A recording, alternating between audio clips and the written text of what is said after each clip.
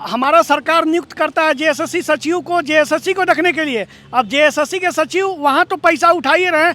आजकल सुन रहे हैं कि कुछ जो आपका कोचिंग संस्थान में वहाँ भी जाकर सीना तान के इंटरव्यू ले रहे हैं। बच्चा उनसे 10 बजे मिलने जाते हैं, वो 3 बजे मिलते हैं। वो दोपहर में खाना खा के पहले 4 राउंड घूमते हैं। हमारा अध्यक्ष जेएसएससी के अध्यक्ष मिलना नहीं चाहता है।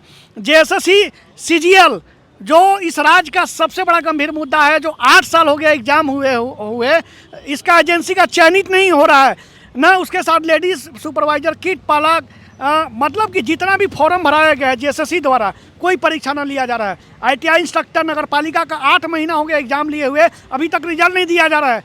मतलब सरकार और आयोग की मंशा है कि छात्र के साथ खिलवाड़ करो। तब हम लोग भी समझ गए हैं कि जब तुम मेरा ज़िंदगी बर्बाद करोगे तो तुम्हारा वो जो खुशी का पल है वो भी छीनने का हम लोग मतलब अपना हिम्मत रखते हैं। अपना सरकार को चैन से जीने देंगे, ना आयोग के चैन से जीने देंगे। क्योंकि जब तुम मेरा अधिकार छीनोगे ना तो मैं भी तेरा अधिकार छीनने आया हूँ। जब तुम मेरा खुशी छीनोगे तो मैं भी तेरा खुशी छीनने आया हूँ। और 12 या 13 तारीख को पूरे झारखंड में एक ऐतिहासिक कदम उठाएंगे और जेएसएससी ऑफिस के एक व्यक्ति को ये जानकारी हो जाएगा कि अब छात्रों का अधिकार से वंचित हम नहीं कर सकते। जेपीएससी ऑफिस का घेराव कीजिएगा क्या? नहीं, झारखंड कर्मचारी चयन आयोग जो नामकुन में वहाँ पर घेराव करेंगे। क्योंकि अब क्या है, अब यहाँ विधानसभा चुनाव होगा और मैं आपको स्पष्ट बता दूं कि जैसे ही बीजेपी का सरकार आएगी सारा विज्ञापन को रद्द करेगी, फिर 1985 लगाएगी। ये लोकसभा फिर राज्यसभा से संसद पारित करवा के 100% जो लॉक करने की उसकी विचार उसको लाएगी।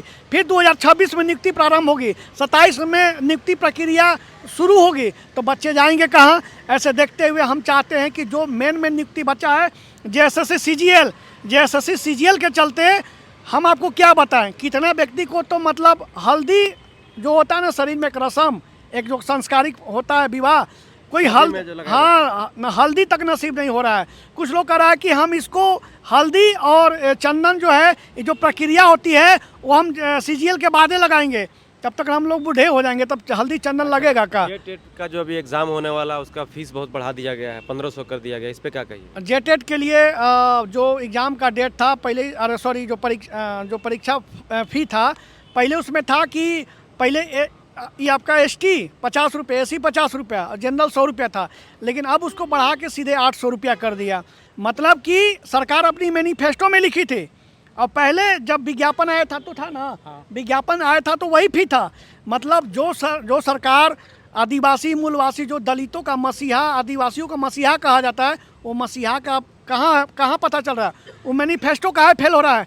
5 लाख रोजगार, 5000 बेरोजगारी भत्ता, सब सिस्टम फेल हुआ था। आज इसमें बताइए, जो व्यक्ति को आप एक बार संतुष्ट कर दिए कि हम 50 रुपया 100 रुपया फी लेंगे, वो आप डायरेक्ट सीधे 10 गुना फी, 12 गुना फी ले रहे हैं, 14 गुना फी ले रहे हैं। तो जेटेट में जेटेट का सिलेबस का भी कोई अता पता नहीं है। और जेटेट में आप देखिए बहुत सा बगल राज्य में क्या होता है कि जो बच्चे आपका हाँ जो आपका पेयरिंग में बीएड वीएड किए रहते हैं, डीएलएड सबको मौका मिलता है, लेकिन इस राज्य में मौका नहीं मिल रहा है। क्योंकि इस राज्य में जितने भी लोग हैं जो नियत और नीति निर्धारण तय करते हैं सब बिहार यूपी एमपी के बैठे हुए हैं। और अगर अब झारखंड की युवा नहीं जागरूक होगा तो कब जागरूक होगा ये तो उनको तय करना है। हम लोग, हमारा संगठन झारखंड स्टेट स्टूडेंट एसोसिएशन की टीम जेपीएससी और जेएसएससी हो, निस्वार्थ भाव से हम लोग लड़ाई लड़ते हैं ताकि उसका परिणाम सकारात्मक हो और बच्चे का उज्जवल भविष्य हो।